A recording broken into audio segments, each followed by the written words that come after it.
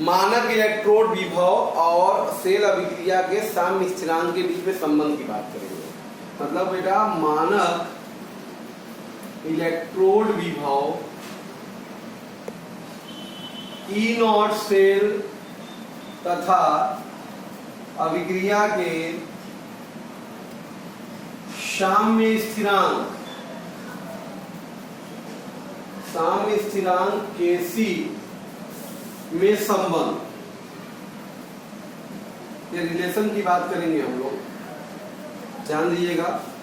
तो बेटा माना देखो किसी सेल के ईएमएफ ई सेल तथा मानक इलेक्ट्रोड विभव मानक विभव जो हमारा है ई नॉट सेल जो होता है के मध्य निम्न संबंध होता है। निम्न संबंध होता है बेटा, क्या होता है? ई सेल बराबर E naught cell minus 298 kelvin की अगर बात करें 25 वैसे भी 2.303 RT upon NF into log Q, समीकरण नंबर 1 ये होता है। ठीक है, नट्स समीकरण है ये, नट्स समीकरण। अच्छा, साम्यावस्था पर आपको पता होना चाहिए, साम्यावस्था पर ध्यान दीजिएगा। किसी सेल का जो ईएमएफ होता है बेटा वो शून्य होता है। क्या होता है? शून्य होता है, अर्थात ई सेल बराबर होता है 0 तथा ये जो Q होता है वही को कहलाता है साम्य स्थिरांक Kc। इस आधार पे हमारा क्या जाएगा? 0 बराबर E naught cell minus 2.303 RT upon NF log of Kc। तो बेटा ई नॉट सेल बराबर क्या हो गया? 2.303 RT upon NF log Kc। ये संबंध है ई नॉट सेल और साम्य स्थिरांक। 298 केल्विन पर अगर बात करें तो ई नॉट सेल की वैल्यू कितनी आएगी? 0.0591 बटा n log ऑफ Kc। इस संबंध से हम लोग यहाँ से किसी भी सेल के क्या कर सकते हैं? Kc का मान निकाल सकते हैं। Kc के बारे में अगर आप जानना चाहें तो Kc क्या करता है बेटा? किसी अभिक्रिया की सीमा को निर्धारित करता है। सीमा को निर्धारित करता है। Kc का मान जो है जितना अधिक होगा उसकी सीमा भी उतनी ज्यादा अधिक होगी। क्लियर बेटा? तो ये संबंध होता है किसी भी सेल के मानक इलेक्ट्रोड विभव और उसके साम्य स्थिरांक के मध्य में। ई नॉट सेल बराबर 0.0591 upon n log of Kc होता है बेटा। क्लियर है? कुछ एनसीईआरटी के आधारित प्रश्नों को देखते हैं। एक क्वेश्चन दिया हुआ आपके सामने, करा अभिक्रिया Cu plus 2Ag plus gives Cu2 plus 2Ag के लिए साम्य स्थिरांक की गणना करनी है। इसका ई नॉट सेल दिया हुआ है। ध्यान दीजिए, सेल आप अभिक्रिया को दे दिया है। सेल अभिक्रिया बेटा क्या दिया है? Cu solid plus 2Ag plus aqueous gives Cu2 plus aqueous plus 2Ag solid. Clear है? तो यहां से अगर हम बात करें बेटा तो यहाँ पे इलेक्ट्रॉन का स्थानांतरण बताइए कितना है हमारे पास? 2 है। ठीक है ना? ई नॉट सेल दे दिया है, ई नॉट सेल 0.46 वोल्ट। आपको पता है ना, भी मैंने बताया आपको कि ई नॉट सेल बराबर क्या होता है? 0.0591 बटा n कितना है बेटा? 2। अब क्या हो जाएगा? ये log ऑफ Kc।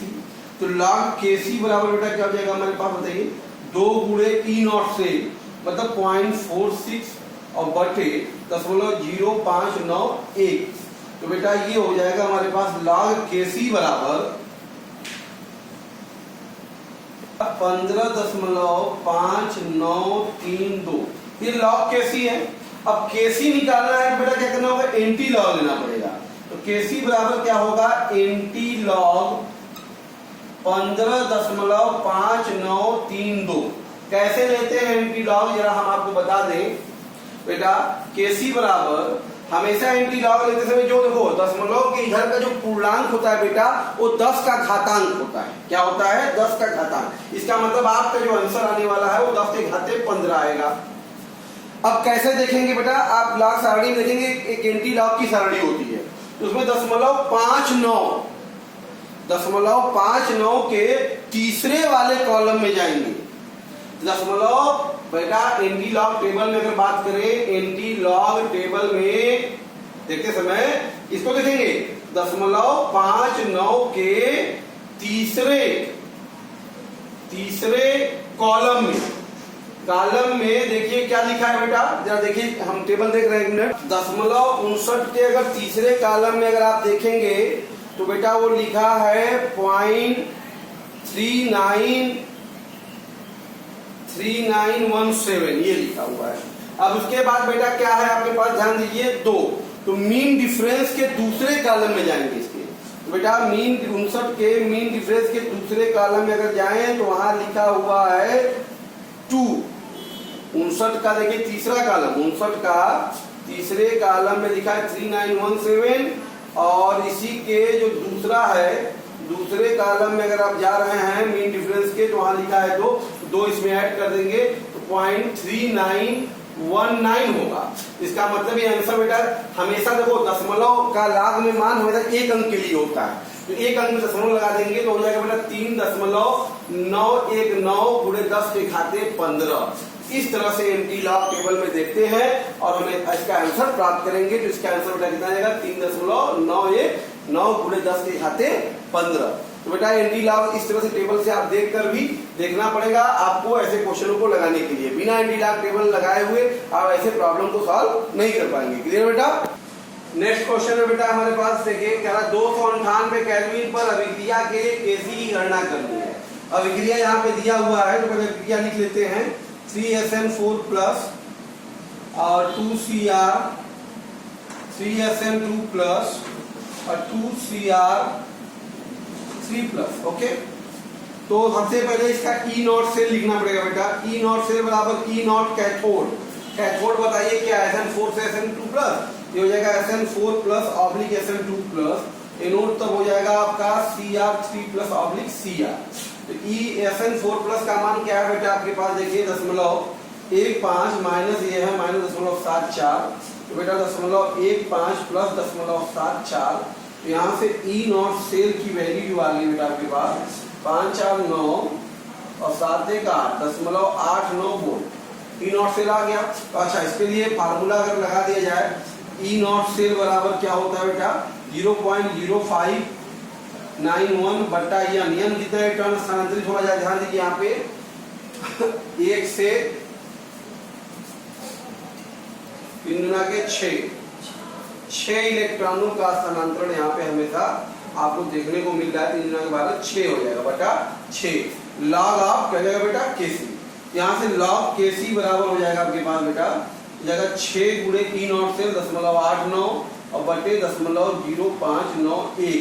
तो जरा इसकी वैल्यू अगर कैलकुलेट कर दी जाए तो देखिए कितनी आती है। वैल्यू 90.508 आएगी। ठीक है, तो यहाँ से अब आपको केसी निकलना है तो बेटा केसी बराबर क्या होगा?